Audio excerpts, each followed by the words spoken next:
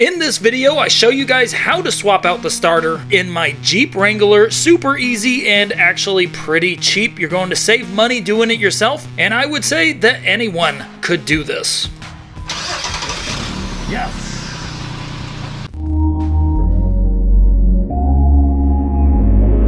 Welcome back, JDM fam. We are working on my lifted Wrangler today. This is a 2008 Jeep Wrangler. We're going to be swapping out the starter, and I'm pretty sure it's the starter. We're going to find out in this video, but what happens is when you start it, when you go to start it, it will click, and basically it will click maybe 5 to 10 times, sometimes even like 15 times, and then out of nowhere it will just start and it will work great. So we're going to be swapping out the starter in this video. Make sure to subscribe and hit that like button. First, we're going to pop the hood, disconnect the battery. Also, the starter, if you're wondering, is on the driver's side right over here behind this wheel, and it's pretty easy to get to versus some other vehicles. Like, I replaced a Mustang starter. It was so difficult and it was like way up there, and it was just really hard to get to. This one should be fairly easy, so let's get into it. Alright guys, so this is the starter right there. Now, one thing to mention, I believe it's supposed to have a heat shield. Heat shield is not there, so it's going to make it a lot easier. And also, there are 3 bolts. One of my bolts are missing. Now, this is something I noticed right off the bat. The middle bolt's missing, but the top and the bottom bolts are still there. So it's going to make it a little bit easier and a little bit quicker of a video. Okay, so far I took off this lead right here. It's an 8mm, I believe. So you also need to take this one off. I believe it's a 12mm. This 13mm was a little difficult to see and remove with the starter installed. So once I got the starter out, I removed this lead and then I installed it on the new starter before I installed the new starter. Also, I believe the last person that changed the starter did not install one of the bolts on here, which I guess makes it easier as well. So there's one missing right there, I think. So we have this one right here to take out, and then we have one at the top back there as well. So 2 bolts, let's get them out and get this starter out.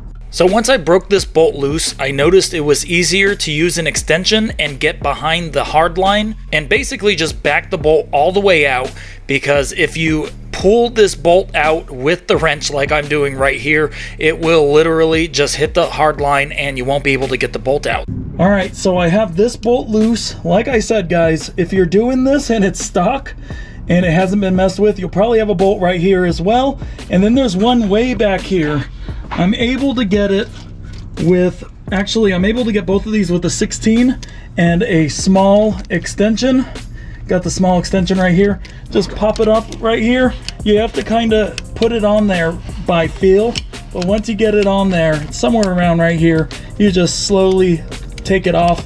And I am leaving this bolt in at least a little bit to make sure that when the top comes out, it doesn't fall on me. You want to make sure this thing doesn't fall on you. It's really heavy. I doubt it will, but it is already really loose, as you can see. This thing's ready to come out. So I'm going to pull this thing out, take out the bolts. I'll show you guys what it looks like. Show you the replacement as well. Okay, so here's the new starter. Here's the old starter. Like I mentioned, guys, there is a connection right here you have to take off. I think that's an 8mm, and then this one's the 13. After those are off and the bolts are all out, it will come out. Now, like I was saying in there, I got this one out. That bolt was there. This one was not there. This one was pretty difficult, but once you figure out how to get to it, it's pretty easy, and you can get it out fairly easy after figuring out how exactly to hit it. I will link this starter in the description if you guys want to pick one up for yourselves. This was super cheap. I believe it was $65 out the door on Amazon, and I'm sure that's way cheaper than you can get in person. So now it's time to install this one. Basically, it's the reverse of pulling this one out. So I'm going to do that right now, and then we'll see how this one works. Okay, it's almost done. Bolt at the top is pretty much tight. It's just about there. I did leave it a little loose so I can move this one around and get it tighter. If you use this extension and you go behind this hard line, it's a lot easier to get this thing in here, because it was a little bit of a pain to actually get it started. Well, no, to get it started was easy, but it's a long bolt. So to get it mostly in, I just use the wrench and an extension behind this hard line, and it's going in way faster than trying to sit here by hand or using an open end wrench or whatever. So yeah, this is one thing that you might want to do, is just use an extension, get in there. So after these bolts are tightened, all I have to do is throw this connection back on and I'm done. I'll be back, show you guys what it looks like when I'm done. All right, now everything's done. Everything's connected and tightened up. Now it's time to do the battery, connect the battery, and make sure it starts. Yes. All right, guys, so it's fixed. Starter works great. Before it would click, and then you'd have to pull it back out of accessories, start it, and it would just click, click, click, click, click. Then it would start, and then sometimes it would even long start. It started right up super quick right now. So that's about it for this video.